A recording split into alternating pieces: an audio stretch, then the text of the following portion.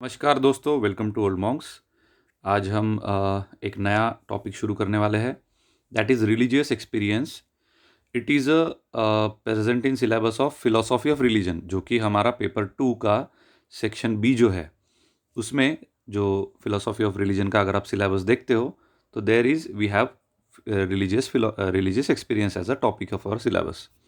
इसके पहले के जो टॉपिक्स हैं हमारे सिलेबस के, that we have already completed.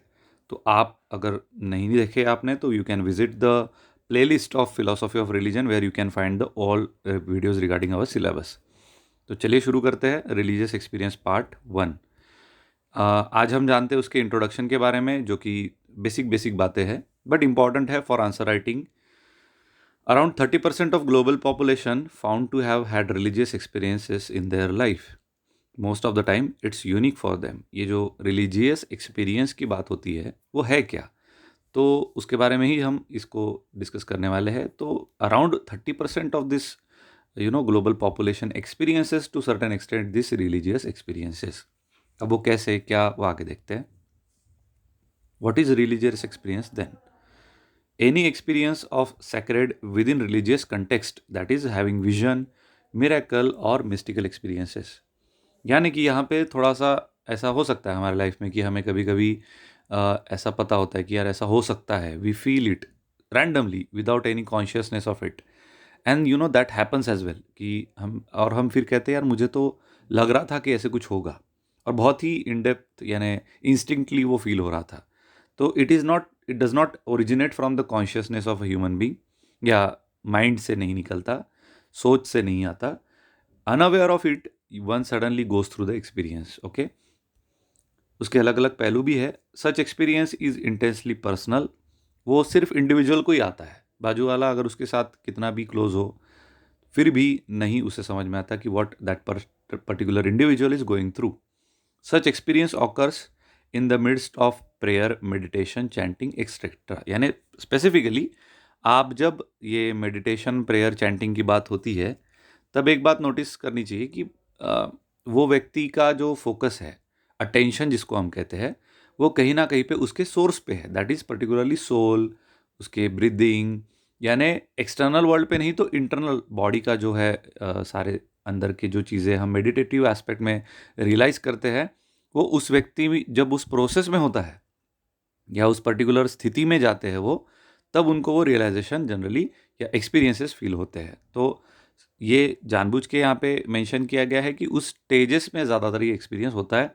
हालांकि कुछ रैंडमली भी ऐसे लोगों को suddenly they have like got the experience of that when they are in coma, or when they were in just sitting idle on the some of the rooftop or in the remote location or in the mountain spaces, and suddenly they have got that experience। ये भी कुछ ऐसे experiences है। such experience occurs in holy places like temple, mosque, churches। But ये necessary नहीं कह सकते इसको हम। It is one of the trade की जहाँ पे सेक्रेड है, जहाँ पे पॉजिटिव एनर्जीज ज़्यादातर होती है, ऐसे लोकेशंस पे ज़्यादा पॉसिबिलिटी हो सकती है।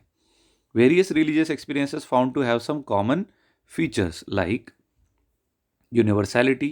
Such experience is universal in nature, because universal का मतलब कि ये ऐसा नहीं है कि पर्टिकुलर किसी देश में, किसी जगह पे या किसी प्लेस पे, नहीं, ये पूरे विश्व में कहीं पे भी किसी के साथ कभी भी हो सकता है। So it's has a universality in as its aspect. ये फीचर्स हमें ध्यान में रखने हैं, आंसर राइटिंग के लिए इंपॉर्टेंट होते हैं रिलीजियस एक्सपीरियंस के। डाइवर्सिटी भी है। कैसे? तो each experience is unique. Her individual को जब रिलीजियस एक्सपीरियंस होता है तो वो जब कंपेयर करता है किसी और के साथ, तो वो उसका निजी, उसके लाइफ के साथ जुड़ा होता है। यानी जैसे हमारा पास्ट हमारे साथ ही जुड़ा है, वैसे किसी का पास्ट उसके ही इंडिविजुअल के साथ लिंक्ड हो सकता है। वैसे ही रिलीजियस एक्सपीरियंस वहाँ से निकल के आता है। And so wide scale of diversity can be experienced here. Its importance is quite good, यानी each experience results in 360 degree change in the thinking process of an individual and eventually of the world. यानी जिस प्रकार के कुछ लोग, जैसे मुझे एक एग्जांपल पता है, अभी ये क्लिक किया ये डिस्कशन के दरम्यान, कि there was individual who use to work in very यानी करप्ट मैनर, यानी वो बहुत ही गलत गलत काम करके वो सब करवा रहे थे। And once he was caught in that, आपको पता होगा सबको कि उत्तराखंड में डिज़ास्टर हुआ था 2013 में, केदारनाथ वाला, जिसके ऊपर मूवी बनी है।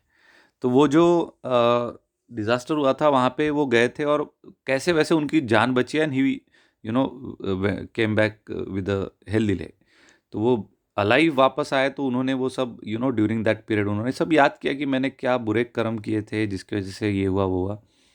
So for him, he has been through that transformation and he has decided to do something for the others, for the society, for the sake of animal, for the sake of plants. तो वो पूरा का पूरा उन्होंने अपना जीवन उसके लिए दे दिया है अभी। So this is also a religious experience which we generally calculate on the basis of our mind and consciousness.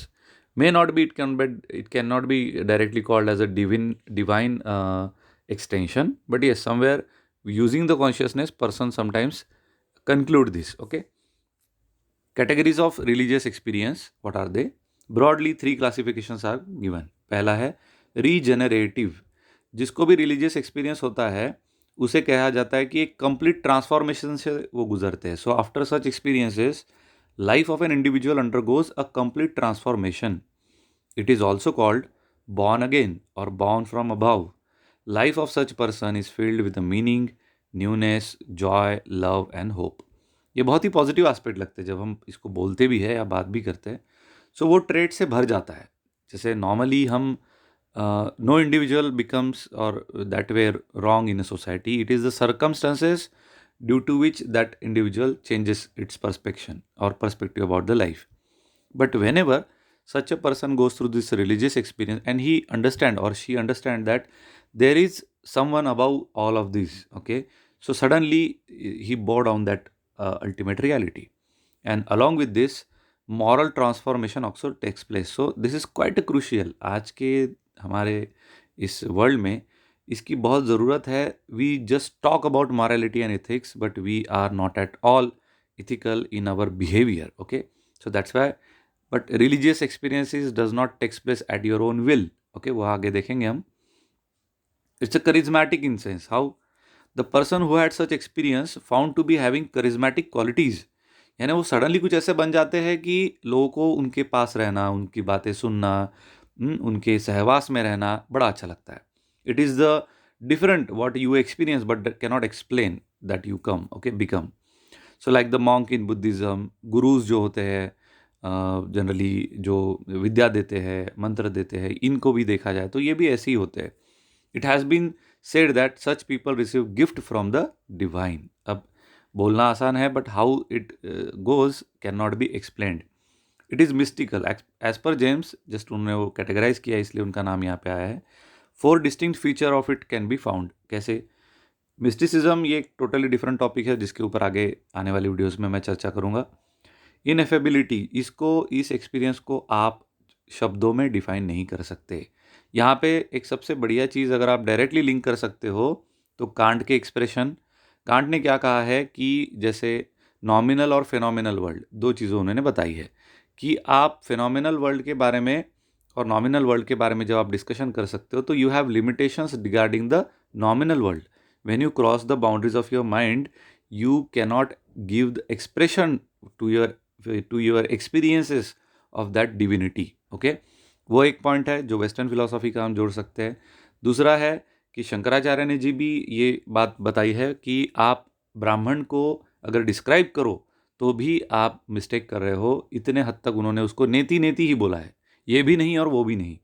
और इसीलिए चाहे आदि शंकराचार्य ले लो या फिर हमारे इसमें जैसे बुद्धिज़्म में भी आपने देखा होगा कि directly they have not accepted the God okay और इट्स एग्जिस्टेंस. रैदर उनका ये कहना था कि अगर आप इग्नोरेंस में जी रहे हो, सेम स्टैंड जैनिज्म का भी है कि आप इग्नोरेंस में जी रहे हो तो you do not have that trait और पर्सनल ये कि आप वो अल्टीमेट रियलिटी को, बोधि को, कैवल्य ज्ञान को डिफाइन कर पाओ. ठीक है, तो इट इज़ नॉट अ डिस्क्राइबेबल. ये काफ़ी इंपॉर्टेंट था. नेओटिक क्वालिटी होती है इसमें. कैसे कि इसमें बहुत ही ऐसा कुछ यूनिक जो शायद मे बी सिर्फ जिसने पहले एक्सपीरियंस किया होगा बस वो समझ सकता है कि how it was, but that also can not be understood in a totality. So one learns something new and important after this religious experience. Transiency, it is a temporary in nature and person comes back to the normal state. यानी हर बार व्यक्ति उसी particular इसमें flow में होता है तो ऐसा नहीं है. It suddenly for certain fraction of time comes to you and goes back to somewhere else. तो it is not something that we can really define by our words or that way or thoughts also. तो उसकी वजह से वो transient position होता है, वो एक सडनली आता है और चले जाता है. That kind of thing it is. And passivity, such experience doesn't happen at once will, हमारे इच्छाओं पे वो नहीं होता.